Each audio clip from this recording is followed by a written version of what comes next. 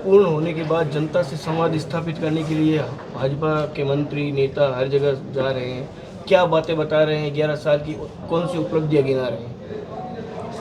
मैं समझता हूँ कि हमारे देश के प्रधानमंत्री सम्माननीय नरेंद्र मोदी जी के संकल्प से सिद्धि, जो जो संकल्प 11 साल पहले 2014 में उन्होंने लिए थे, उस संकल्प को सिद्ध करके आने वाले समय में जो जो काम किए हैं, 11 साल में जो उन्होंने देश के लिए, राष्ट्र की जनता के लिए जो काम किए हैं, वो जनता के बीच में लेके जाना है। और जा करके जनता को, ये आप सबको पता है, मैं मीडिया के माध्यम से भी कहना चाहता हूँ कि आज हम जितना भारतीय जनता पार्टी का जो संगठन है और हमारे जितने भी जनप्रतिनिधि हैं, हम सब मिल करके आज हमारा एक ही लक्ष्य है कि देश की जनता के लिए उन्होंने जो 11 साल में जो काम किए, और काम भी उन्होंने वो किए हैं जो देश के लिए एक बहुत ही बड़ा उदाहरण है कि देश आज़ादी के बाद में जो जो आज कश्मीर का मामला हो, किसानों का मामला हो,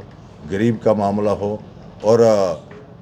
जनता के जिस तरह से उन्होंने जो काम किया, तहे दिल से उनका मैं अभिनंदन करता हूँ। आज उन्होंने इस राष्ट्र के प्रति, इस मातृभूमि के प्रति जो जो काम किए हैं, वो बहुत ही उदाहरण के तौर पर कहे जाए तो एक मैं समझता हूँ कि हमारे देश के प्रधानमंत्री जी हमारी जनता का सिर ऊंचा करने का अगर उन्होंने काम किया है, हमारे हिंदुस्तान की जनता का अगर सिर ऊंचा करने का काम किया है, तो हमारे देश के प्रधानमंत्री जी ने किया है। आज 370 की बात करते हैं, जम्मू कश्मीर वो का वो था जिसमें वो प्रधानमंत्री नहीं थे, वो भी समय था जब जा करके तिरंगा झंडा फहरा करके वो हमारे देश के प्रधानमंत्री जी उस समय आए थे। तो उनके लिए मैं बहुत ही सौभाग्य समझता हूँ कि आने वाले समय में आज प्रधानमंत्री आवास योजना हो, गरीब को आवास कैसे मिले,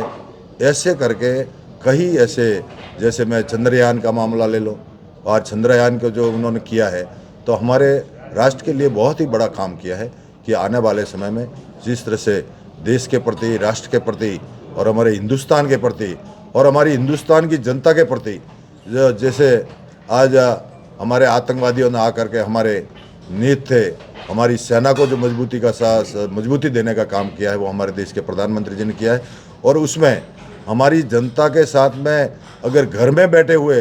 आतंकवादियों ने आकर के हमारी बहन बेटी का जो सिंदूर उजाड़ा था, उसका अगर बदला किसी ने लिया है, तो हमारी देश की सेना ने लिया है, हमारे देश के प्रधानमंत्री जी ने लिया है। इसलिए हमारा गर्व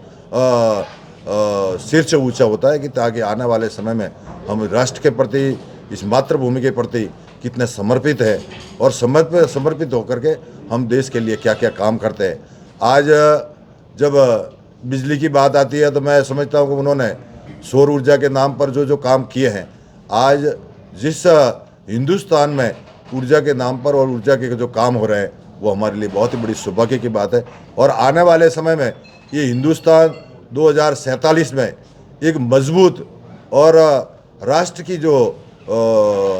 जो हमारी धरोहर है, उसको मजबूती कैसे मिले, ये आप और हम सबको पता है। और 2047 में हमारा हिंदुस्तान जो इकोनॉमी के नाम से आज हमारा जिस तरह से चल रहे हैं, उसमें आज हम चौथे पायदान पर आगे हैं, और हमारी फाइनेंस व्यवस्था में भी सुधार हुआ है, उसको लेकर भी हम आगे बढ़ रहे हैं, ताकि आने वाले समय में हमारा हिंदुस्तान विकसित हिंदुस्तान कैसे हो और राष्ट्र कैसे मजबूत हो, उसके लिए हमारे देश के प्रधानमंत्री जो काम कर रहे हैं, तहे दिल से मैं उनका अभिनंदन भी करता हूँ, स्वागत भी करता हूँ। हमारी देश की जनता की तरफ से भी उनका स्वागत करता हूँ कि आज हमारे इसी तरह से राजस्थान के मुख्यमंत्री भजन लाल जी,